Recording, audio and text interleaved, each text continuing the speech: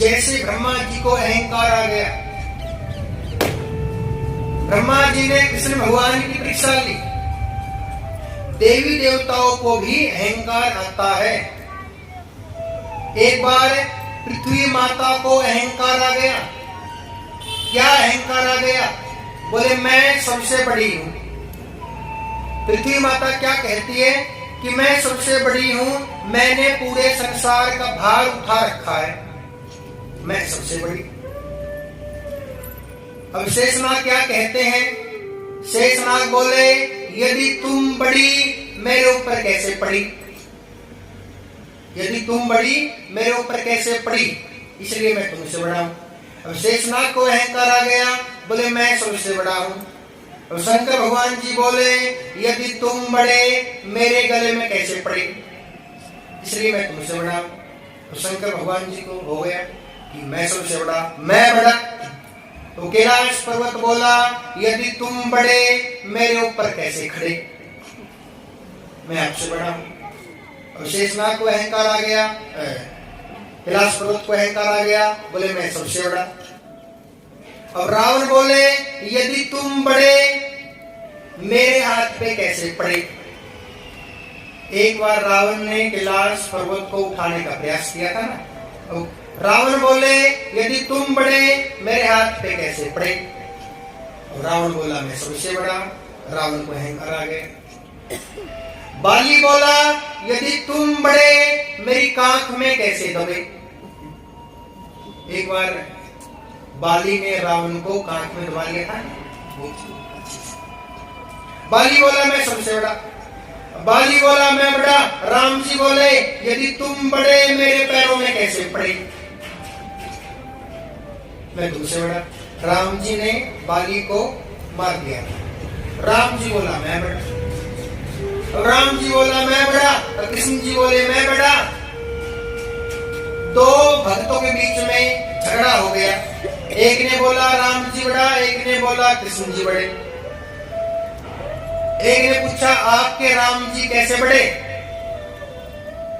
बोले राम जी ने रावण को मार दिया इसलिए राम जी बड़े।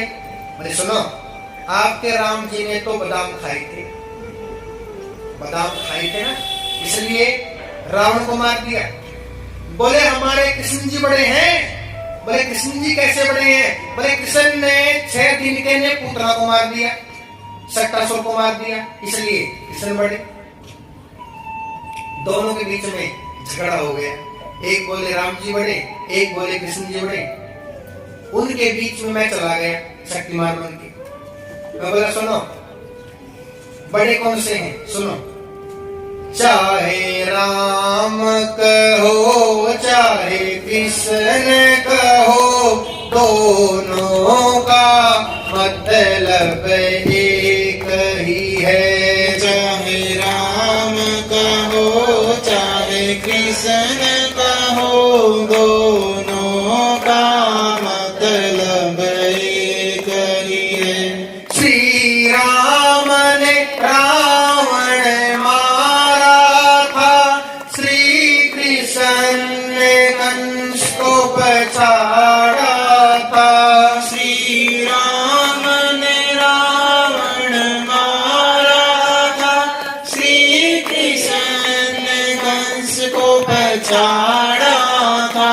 चाहे राम कहो चाहे कृष्ण कहो, दोनों का मतलब एक ही है। चाहे राम कहो चाहे कृष्ण कहो, दोनों का मतलब एक ही है। जिस भजन में राम का नाम ना हो, उस भजन को गाना ना चाहिए। जिस भजन में राम का नाम ना हो, उस भजन को गाना ना चाहिए। चाहे राम कहो चाहे कृष्ण कहो, दोनों का मतलब एक ही है।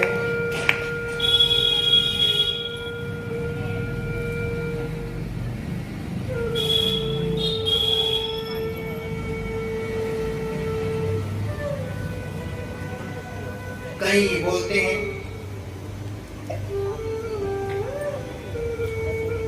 जिन माताओं के पति नहीं है,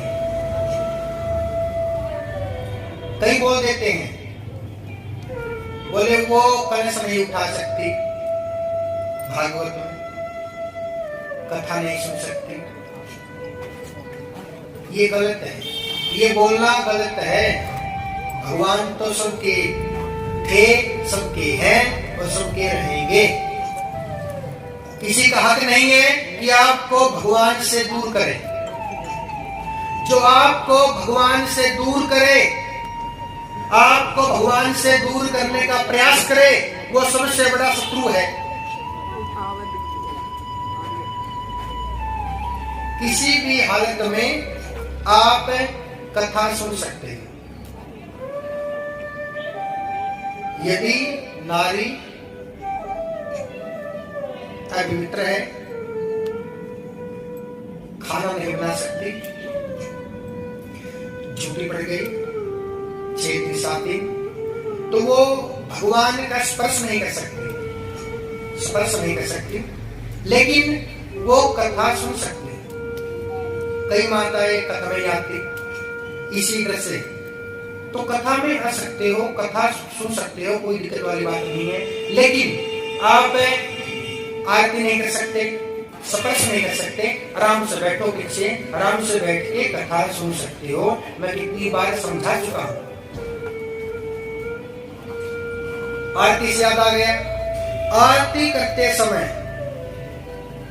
हमें कई बार तो 2 आरती करनी पड़ती है। 2 आरती, आरती की थाली घुमाते हैं 3 बार, ब्रह्माणी, लक्ष्मी और पार्वती। तीनों देवियों में सभी देवी देवता आ गए, ब्रह्मा विष्णु महादेव, तीनों देवताओं में सभी देवी देवता आ गए। और हमेशा जोड़े के साथ में आरती करो, जोड़े के साथ में, यानी कि 2 माताएं मिलके आरती करो। और यहां मैंने देखा कल आरती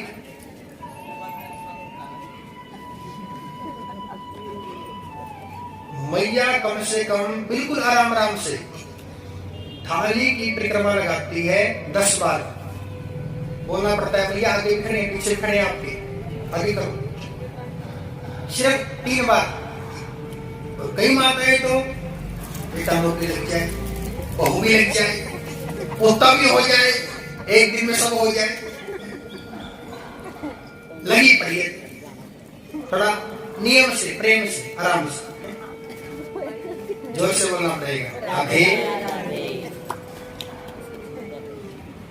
संगत का नहीं ज्यादा है, हम तो आए को नहीं जी, हमने के बेरा इससे पूछ रहा हूँ, कल से कम है ना, वो को तो पहले ही पता था, अब बच्चे कम हो गए ज्यादा।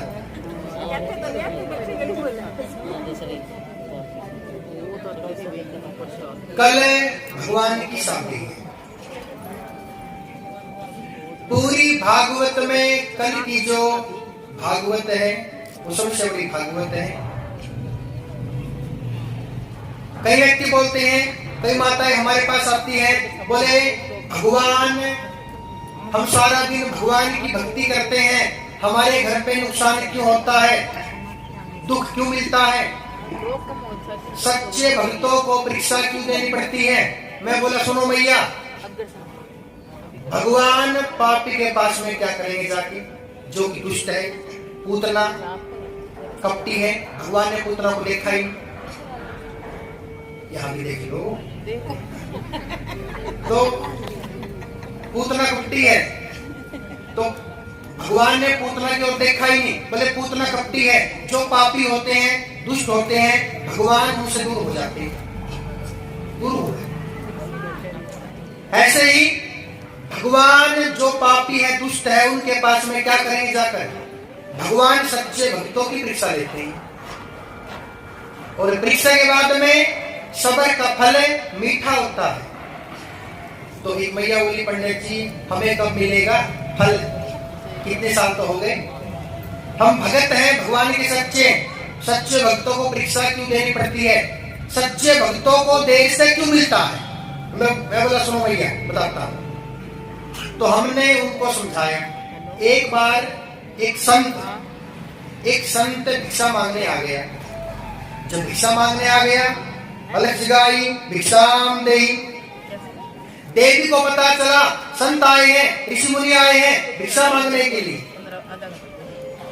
देवी ने थाली में भोजन डाल लिया, चल पड़ी संत महात्माओं को देने के लिए। संत महात्मा ने सोचा कि जब तक भोजन लेके आती है हम भगवान का भजन कर लेते हैं। इसलिए महात्माओं ने, संतों ने भजन शुरू कर दिया। ये प्रार्थना दिल की बेकार नहीं होगी, ये प्रार्थना दिल की बेकार नहीं होगी। पूरा है भरोसा हो मेरी हार नहीं होगी। पूरा है भरोसा मेरी हार नहीं होगी। सावरे जब तू मेरे साथ है,